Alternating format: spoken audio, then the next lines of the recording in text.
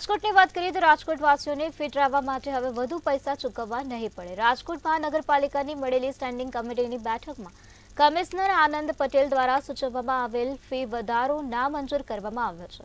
રાજકોટ મહાનગરપાલિકા કમિશનર આનંદ પટેલ દ્વારા athletic track, swimming pool સહિતની સભ્ય ફીમાં 2 ગણાથી લઈ 6 ગણા સુધીનો વધારો ઝીંકવામાં આવ્યો હતો। તો આ સાથે જ પ્રાણી સંગ્રહાલયની મુલાકાત સહિતની ફીમાં પણ વધારો કરવામાં આવ્યો હતો। ત્યારે આજે મળેલી સ્ટેન્ડિંગ કમિટીની બેઠકમાં ફી વધારો નામંજૂર કરી શહેરીજનોના ખિસ્સા પર પડનાર બોજો પરત ખેંચી લેવામાં આવ્યો છે।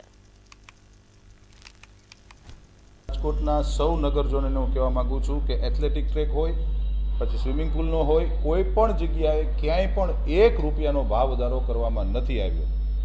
રામવનની અંદર પ્રથમ વખત ટિકિટના દરો નક્કી કર્યા છે, એ નોમિનલ ₹10 રાખ્યા છે। દિવ્યાંગો માટે ફ્રી ઓફ રાખવામાં આવ્યું છે।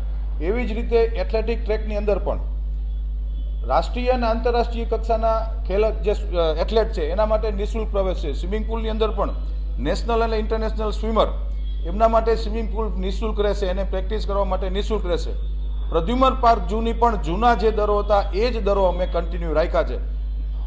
જે વિદેશથી આવતા જે લોકો છે એના માટેના દર 50ની બદલે અમે લોકોએ ₹100 કર્યા છે।